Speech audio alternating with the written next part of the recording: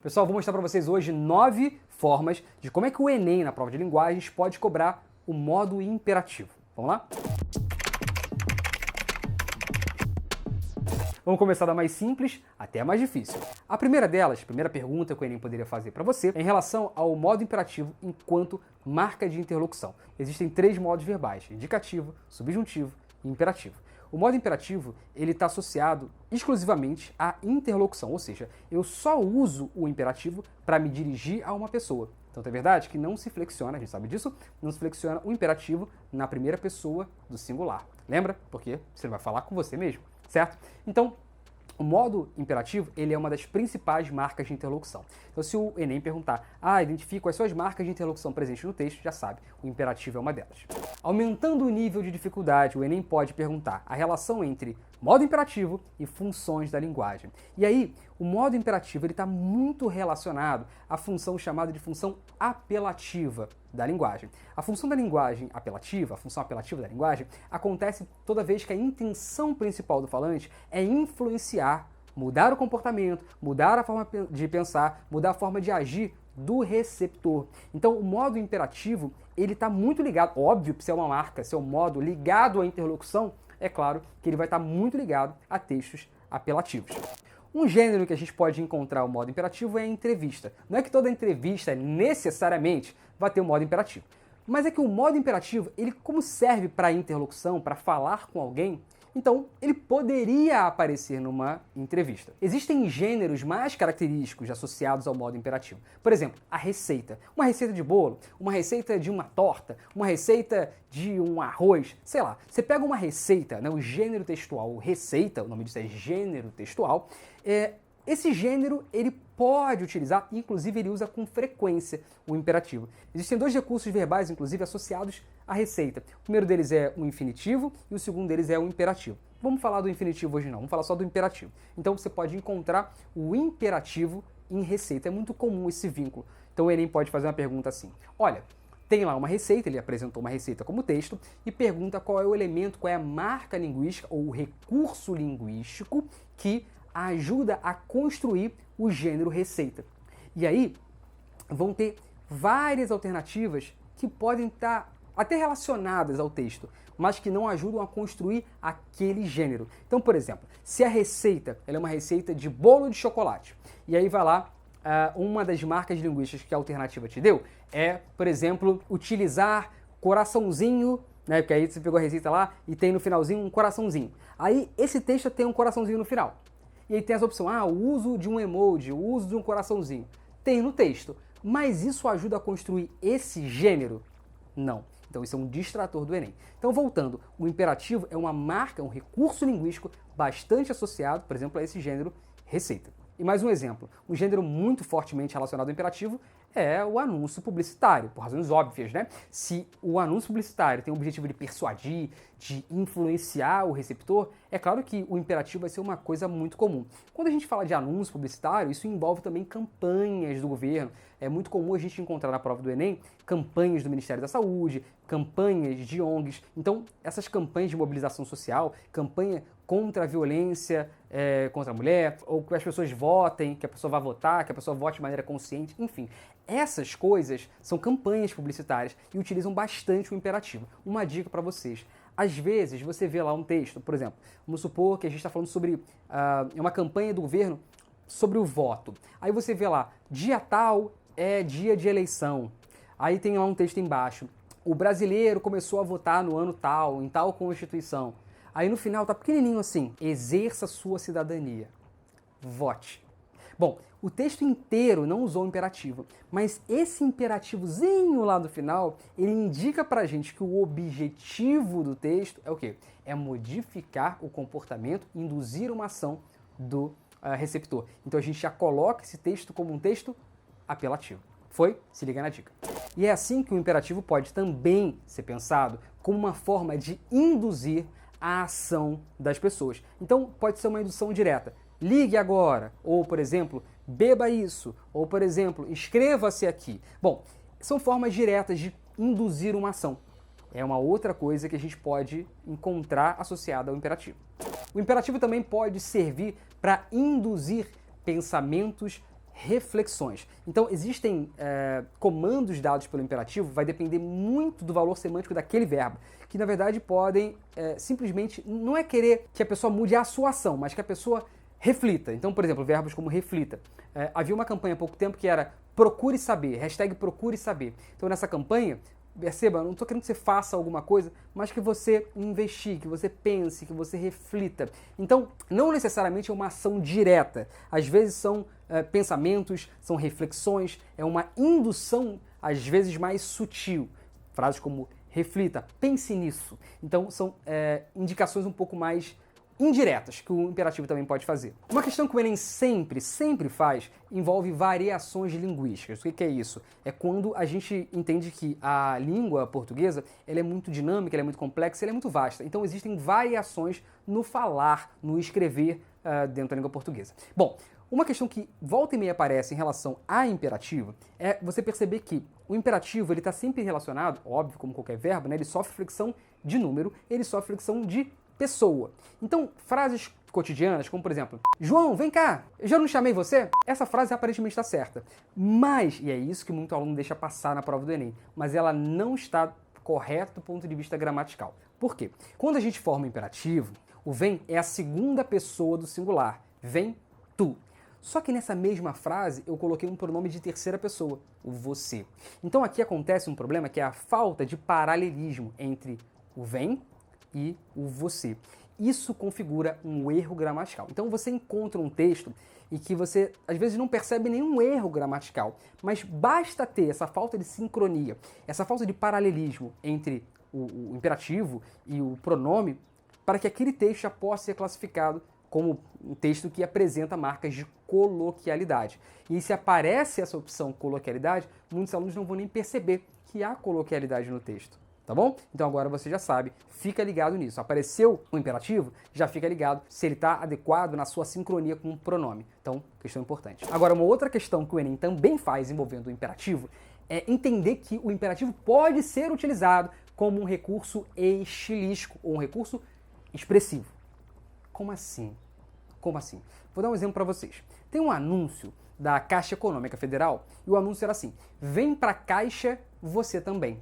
Bom, nesse anúncio eles utilizam o vem, que é o imperativo afirmativo, a segunda pessoa do singular, o tu, né, vem tu, e depois eu uso o pronome você, terceira pessoa. A gente acabou de ver que isso é um erro gramatical.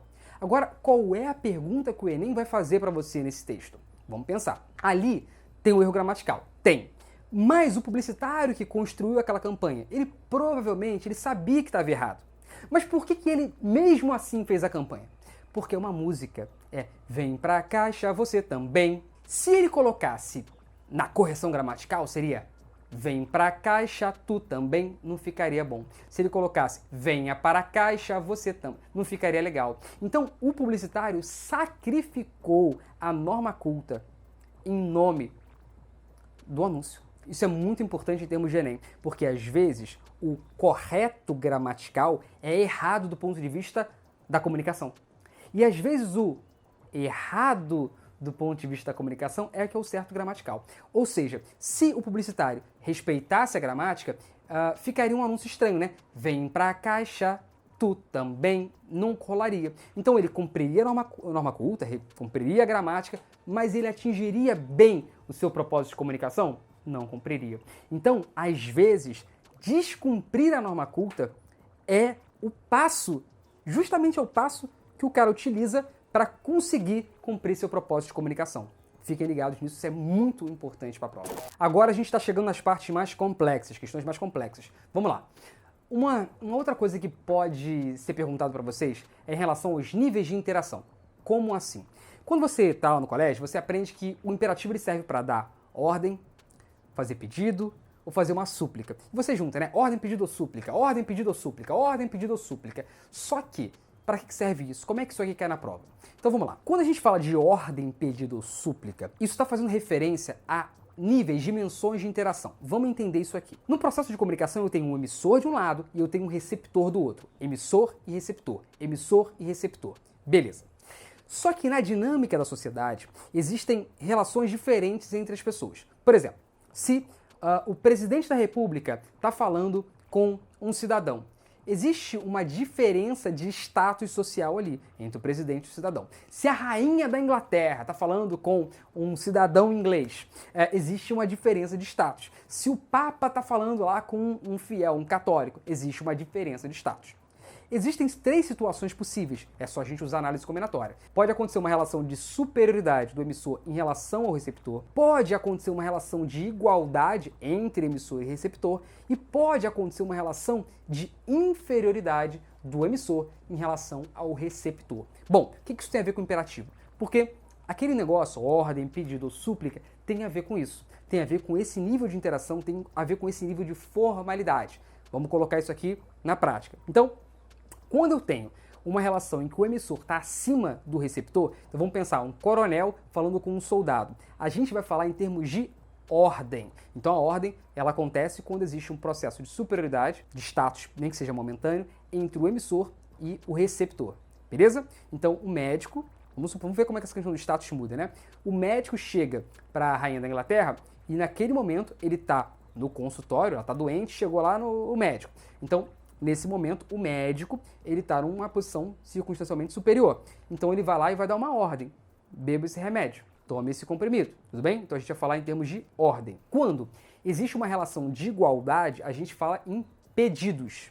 E quando existe uma relação de inferioridade, a gente fala em súplica. Então, exemplos práticos. Se um coronel está falando com um soldado, ordem. Se você está pedindo ao seu amigo, se você está falando com o seu amigo, né, porque é uma caneta emprestada, você faz um pedido, você não dá uma ordem.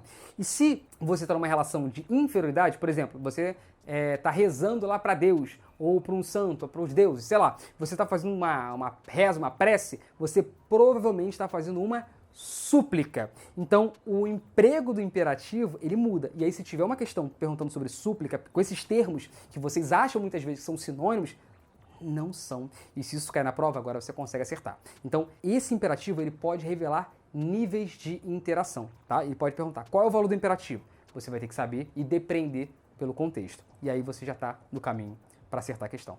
Foi? Para a gente terminar, o último ponto que eu queria comentar com vocês sobre o uso do imperativo na prova do Enem.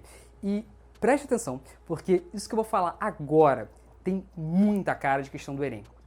Então fica ligado que tem uma chance muito grande de isso aparecer na sua prova. Se liga, a gente acabou de ver que o imperativo ele pode ajudar a indicar os níveis de interação social. Beleza. Só que na linguagem, sobretudo na linguagem do cotidiano, é comum que a gente suavize o imperativo.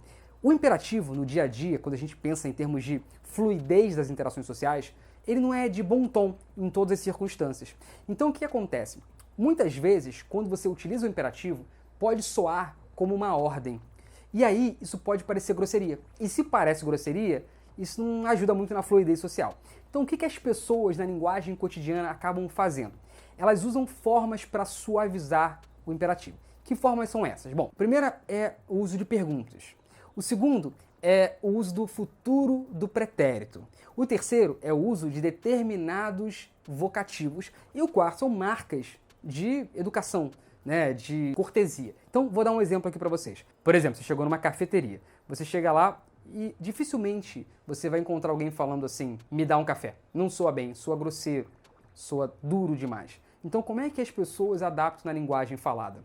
Vamos pegar esses 4 elementos que eu acabei de ensinar? Será que você poderia me dar um café? Ó, futuro do pretérito e pergunta. Será que você poderia me dar um café? Vamos colocar mais um elemento. Oi, por favor, será que você poderia me dar um café? Por favor, futuro do pretérito poderia e é uma interrogação. Agora imagina que você está lá num bar, né? Isso é muito comum em bar, sobretudo em algumas áreas do Brasil, que o cara, no Rio de Janeiro isso é muito comum, né? Chega lá, você não chama o garçom por garçom, ou você não chama pelo nome do garçom, você chama de capitão, amigão, coronel, general, fera, o que mais que é? Campeão, companheiro, padrinho. Você utiliza vocativos, né? E isso é interessante porque você não chama... Olha como é que a língua é interessante, porque as pessoas, elas intuitivamente sabem isso, e elas não chamam o garçom de soldado, cabo, porque são patentes baixas no exército. Então já bota lá em capitão, em general, em marechal, em imperador do universo. Por quê? Porque é uma forma de você evitar essa percepção de ordem, fazendo inclusive mimetizando, né, simulando uma inversão desses papéis. Porque já que você é o consumidor, poderia soar que você está ordenando. E aí existem esses suavizadores na língua. Isso é questãozaça, com muita cara da prova do Enem. Bom, pessoal, espero que tenha sido útil para vocês. O que eu fiz? Eu coloquei aqui embaixo um PDF para que vocês possam guardar aí no celular, ter sempre com você, com um resuminho da aula de hoje. E também fiz algumas questões inéditas. Como é que o imperativo poderia cair na prova do Enem? As questões com gabarito você encontra aqui embaixo. Deixei para vocês, tá bom? Beijos, até a próxima.